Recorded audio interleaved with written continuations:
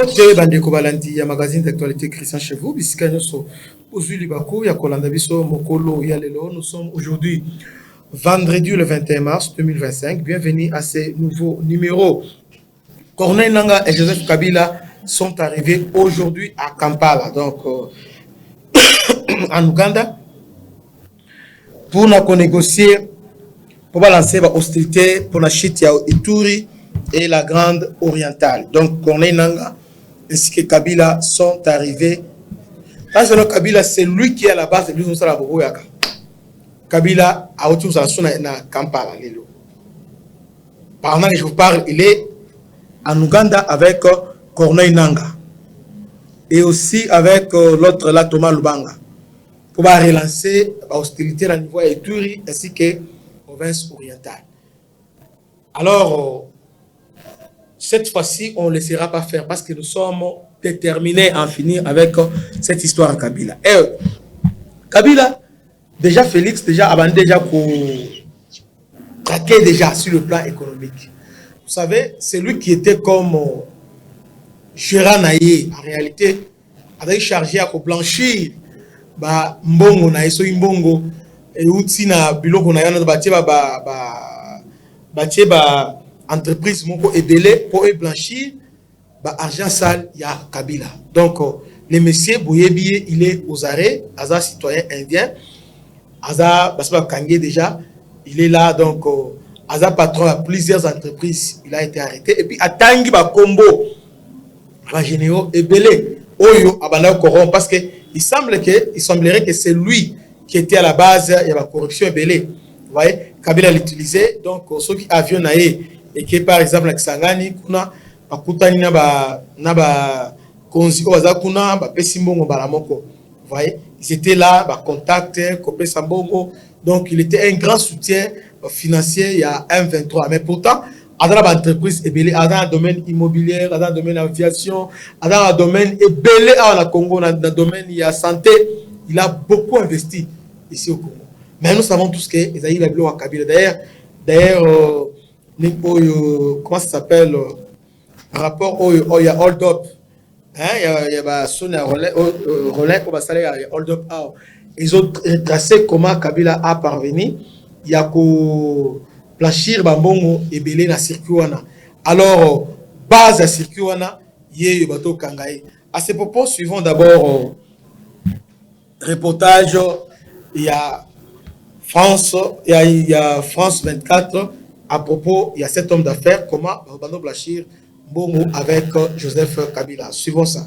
Enquête menée par un consortium international de médias dont font partie la BBC, Mediapart ou encore RFI, Congo. Hold-up, des millions de documents bancaires prouvant d'importants détournements de fonds publics en République démocratique du Congo. Parmi les principaux responsables présumés, l'ancien président Joseph Kabila, son premier cercle également. Bonjour à vous, Sonia Rollet, vous êtes journaliste à RFI, notre consoeur. Merci d'être là.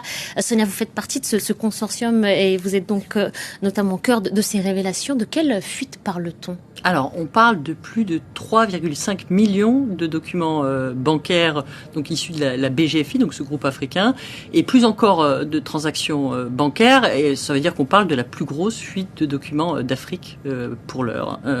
Et ça a été analysé pendant 9 mois par un collectif, vous le disiez, de journalistes, mais aussi de chercheurs, parce qu'évidemment c'est colossal. Combien de personnes à peu près on parle, Sonia ? On parle de 19 médias internationaux, donc c'est beaucoup, 5 organisations spécialisées dans les enquêtes économiques ou sur la RDC, la République démocratique du Congo. Et on a travaillé bien pendant 9 mois sur cette fuite de documents pour essayer d'identifier justement les responsables présumés de ces détournements. Alors, ce qu'on a découvert notamment, c'est que la famille de Joseph Kabila et l'ancien chef d'État et certains associés ont perçu à travers donc une nébuleuse de société au moins 138 millions de dollars d'argent public.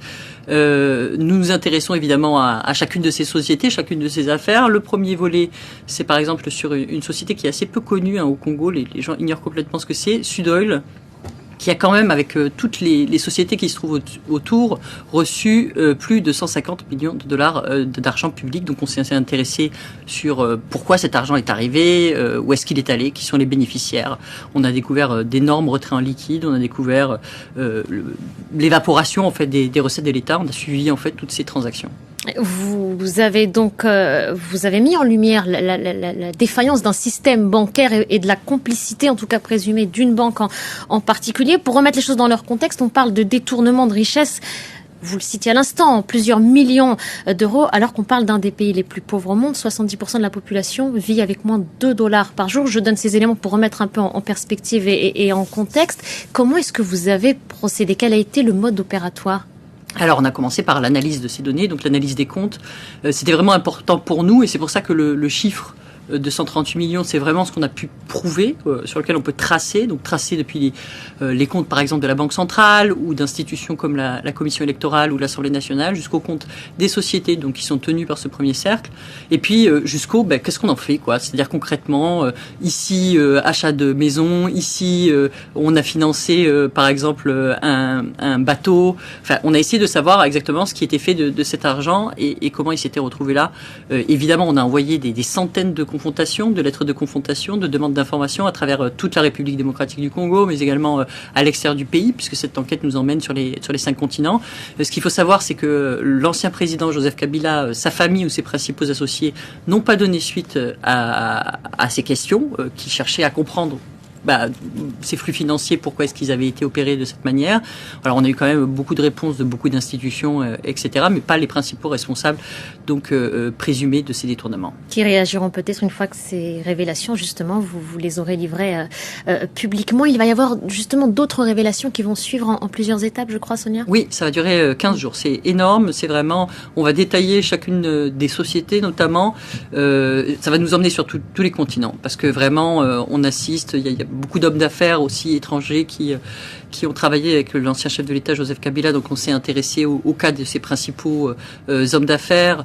On va s'intéresser à différents cas d'institutions aussi pour essayer de comprendre des événements aussi sur lesquels il y a eu des détournements de fonds. Donc c'est vraiment un programme assez riche pendant 15 jours. Je pense que on va avoir une bonne idée en tout cas des différentes méthodes et techniques qui seront employées pour faire des détournements de fonds. Je pense que c'est vraiment historique en fait cette manière de documenter les choses où pour la première fois on va vraiment suivre pas à pas comment on s'est accaparé certains revenus de l'État et quelles techniques on a employées justement à travers ce système bancaire pour y arriver, parfois même à l'insu de certains acteurs.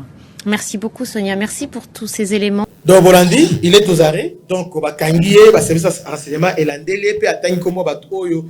En tout cas, corruption dans ma cas, c'est atteindre jusqu'au sommet, Bato va corrompre pour na Batika Munguna Kota. Donc c'était vrai que nous avons plus stratégique alors que Debilo Moko Banos Ambongo pour que la Munguna espace. Mais comme Bakangié atteindre Bato, je crois que le gouvernement a à disposition pour Makambona et Salima. Donc c'était un peu ça. Kabila séjourne à Kampala avec Corneille Nanga, il y a une stratégie. Yassika Ponanini, Batalandengeni Sikoyo, Bako progresser vers Kisangani na Ituri. Donc nous c'est la Bango, Baya, parce que nous sommes préparés à cela. Que Dieu vous bénisse, c'était votre humble serviteur, le bishop Christian. À la prochaine, ciao.